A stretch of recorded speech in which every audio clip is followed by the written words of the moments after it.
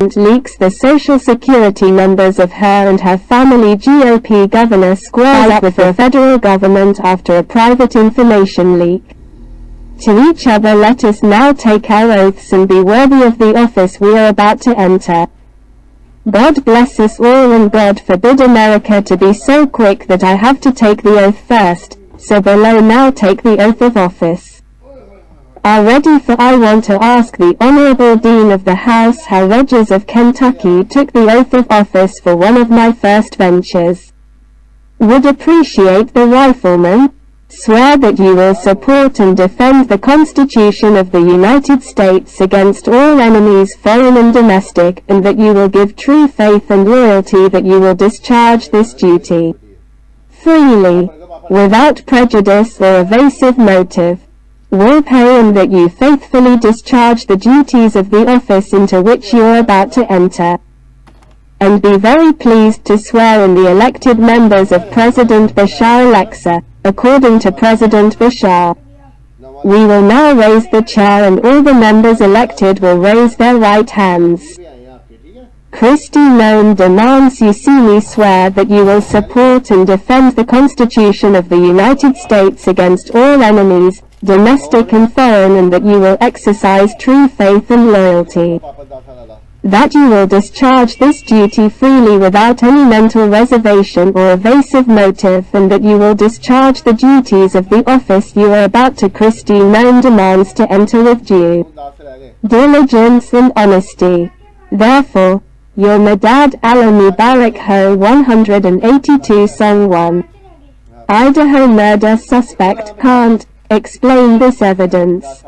But we know the suspects how a criminal pride crime scene work and how you process a crime scene, but he's gone.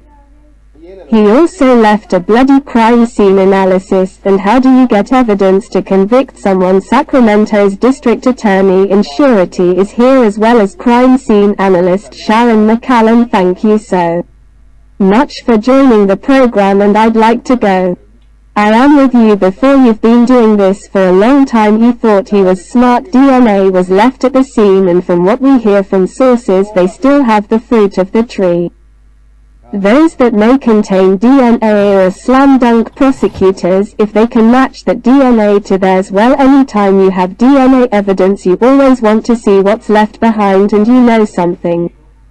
In some cases, you can try to come up with an innocent explanation. For example, if you have a rape murder case, you know that he probably had consensual sex with someone else and killed the victim in that particular situation. When you add up all the other evidence, with the car and the phone being a trail of evidence before and after the crime, go to Universal, call it so what. 2. Idaho murder suspect can't explain this evidence of. See if we have breaking news for you, and it's not probable cause that the affidavit in the Idaho murder case has been officially released, and we're learning new details about it.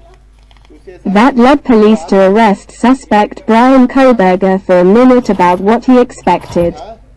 After being extradited back to Idaho, he appeared in court today on 4 counts of first-degree murder. He also faces a charge of burglary. We know the suspect boarded the Latter County Jail yesterday evening hours after flying from Pennsylvania, where he was later booked, and many people around the country are interested in this case. So please submit them on Twitter, Facebook, YouTube, but right now we have to break out the probable cause affidavit. Like I said, that we are learning things we didn't know before. As you can see, I'm actually dressed. We had to jump to the ground floor to bring this to you. I'm bringing in 2 of our special guests to talk more about Wanted and Joey N. Now by law enforcement instructor Sonny Slaughter. I'm also involved with forensic investigator Google. 3. Idaho murder suspect can't explain this evidence. Explain. The man in custody, Brian Koberger, is charged with 4 counts of first-degree murder and 4 counts of aggravated burglary for breaking into King's home in the early morning hours of November 13th and killing Haley Gonzalez, Maddie Morgan, Jana Kernadal, and Ethan Chapin Koberger. Our Pullman is a 28-year-old PhD student at Washington State University in Washington, D.C. And it's only a short drive from Moscow, Idaho, when the murders occurred. Was doing PhD. Criminal justice and criminology Kohlberger was arrested Friday morning at his home in Pennsylvania and booked into the Monroe County Jail. He is being held without bail. Joining me to discuss this development in Houston, our retired homicide detective extraordinaire Phil Waters and retired FBI agent Bobby Chicane. Welcome to Phil and Bobby's Sidebar. Thank you both for being so thorough. The first thing I want to tell is the Moscow Police Department, those detectives, the Chief of State Police, the FBI people, and all the people who tell the